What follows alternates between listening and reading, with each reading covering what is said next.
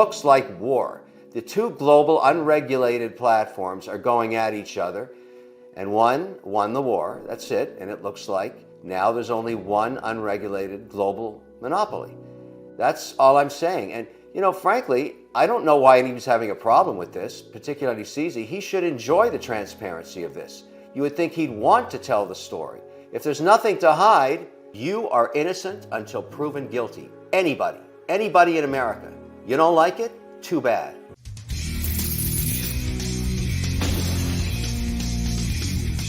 In today's video, Canadian businessman and entrepreneur Shark Tank star, known as Mr. Wonderful Kevin O'Leary, updates about the crypto market, his take on Bitcoin and where we are headed next in the crypto space. He also speaks about his thoughts on stablecoins, and why regulation is very important for the cryptocurrency industry to thrive in these volatile times, and urges investors to protect their assets moving forward while the suffering unfolds.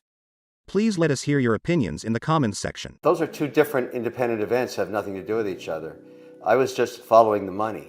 That's all I'm doing. I want to know where the money went. And so in pursuit of that, I'm looking for two things, really. I'm no different than any other investor. And I also had a lot of assets sitting on the FTX platform. And so starting at the point of when it went into bankruptcy, I noticed that within hours, my accounts were swiped clean, scraped clean, not only of the assets, but all of the records, all the financial records. So about 48 hours later, thinking maybe the server's coming back up, it didn't. I started making phone calls. I knew the management of the company, and I started asking, where's the money?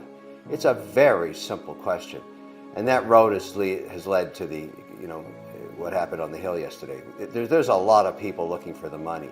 But I was able to call up Sam Bankman-Fried and say, okay, I'd really like to know where the money is, please, Sam. And he said he had no idea anymore because he had been forbidden from accessing the services anymore, the servers, anything. So I said, okay, let's go back 24 months, let's go back and see where the money went. Give me an idea of where the large amounts of money were. You can remember, you may not have access, and that's when I, found out, and this revelation, if you want to call it that he had spent, at that time he said somewhere between $2 and $3 billion buying back his stock from Binance. Now that's either a fact or it isn't. And just a few minutes ago, CZ confirmed it on another network. The number was 2.1 billion.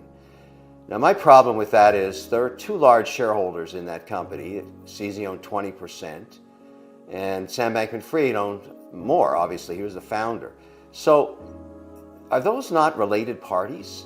And were other shareholders offered the same terms? I mean, these are questions that are going to be raised. It doesn't matter whether, you like this line of question, you don't. It's kind of irrelevant. These are facts. All of these records are going to come to the light at some point. So I also asked Sam Bankman-Fried, okay, let me get this right, because I didn't want to hear about the small chunks. I wanted the large amounts of money. And when you start talking about 2 to 3 billion, those are large amounts. And so I asked him, what would compel you to spend that much of your resources and your assets and your liquidity? Why would you do that? Right. He said, I had no choice, because every jurisdiction I went to, I was refused a license because of the ownership of CZ and or Binance, because for whatever reason, CZ would not comply with the requests of the regulators, according to Sam Bankman-Fried. That's what he told me. And that frustrated FTX because they couldn't get licensed anywhere in any geography they went. For whatever reason, either Binance couldn't or wouldn't disclose the information the regulators wanted. And that forced the hand. Now, was that an orchestrated idea on Binance? I don't know. Was he being uncooperative for a reason? Had these frenemies fallen out of love with each other and they went to war? That's what it looks like to me. That was my observation yesterday on the Hill. It looks like war. The two global unregulated platforms are going at each other, and one won the war. That's it. And it looks like now there's only one unregulated global monopoly. That's all I'm saying. And, frankly, I don't know why he was having a problem with this, particularly CZ. He should enjoy the transparency of this. You would think he'd want to tell the story. If there's nothing to hide, don't worry about it. Did you speak to Sam Bankman-Fried about this theory? Does he agree with you that this is what happened, that it was a master plan on the part of Binance?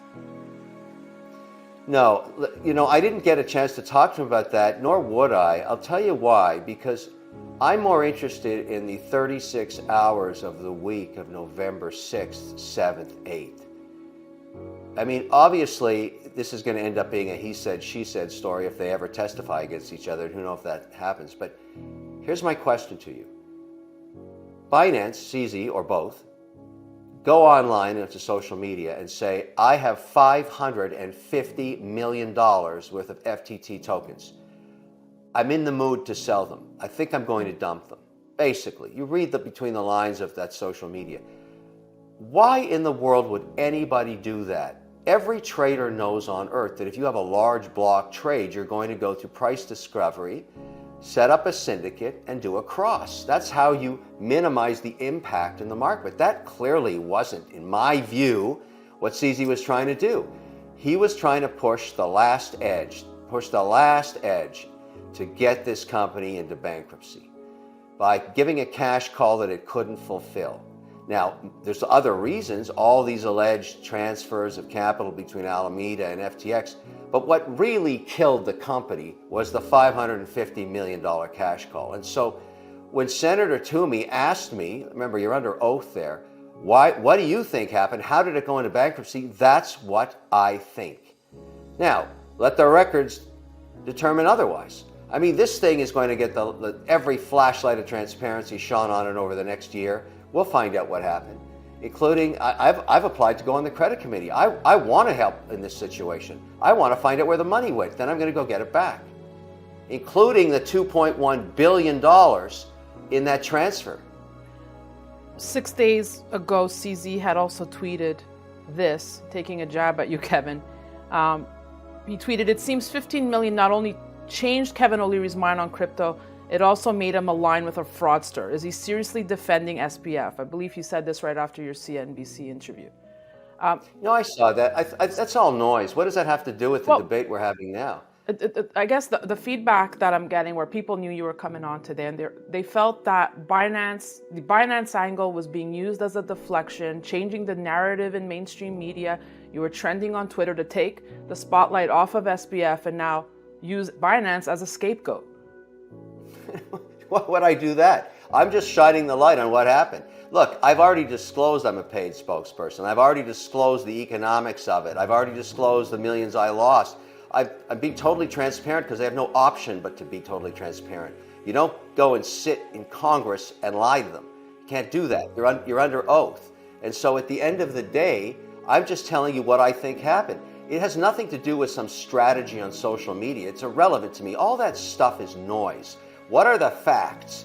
That's what we have to find out. Now, I'm sorry that CZ, I have no reason to go, fight with him on social media.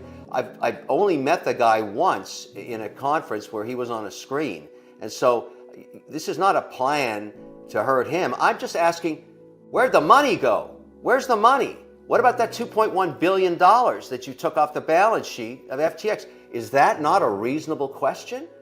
I was wrong for investing in FTX, and he's a fraud. That's what they want to hear. That's what the people want to hear from Kevin. They don't want to see Kevin defend Sam Bankman-Fried anymore. This is America. In this country, you are assumed innocent till proven guilty. And when he is proven guilty and gets his fair day in trial, then I'll say that, if indeed he's guilty. I don't understand this mob saying he's a fraudster without even a fair trial. One day, some of those people are going to be in the same situation. They just don't know it yet. The basis of the justice system is assume innocence until proven guilty. I don't care if they don't like that. I don't care. Look, this guy, if he did all the things that have been claimed against him, he's in really big trouble. But he will get his day in court. And then after that, after it's proven and after it's a fact, we can talk about it. But I'm not going to run around ahead of the justice system. I have no idea what happened there yet. I need to see the facts. And frankly, no does anybody else. We got to get we got to get John Ray to get the records out here. All of these allegations. Look, I understand why people are unhappy. I get it. But there is a due process. And so I stand up for anybody, anywhere, beyond Sam Bankman-Fried. You are innocent until proven guilty. Anybody in America. You don't like it? Too bad. This is a catastrophic failure of the FTX company. There's no denying that. It's caused a lot of pain and misery. We are past that now. It's time to go find out on a forensic basis what happened. I don't know where that journey is going to take us. I think there'll be more twists and turns in the road, more surprises like the $2.1 billion transaction. I had no idea about that. I think we'll find out lots more. And if all of these allegations are true, I think it's a very tough outcome for Sam Bankman-Fried and his family.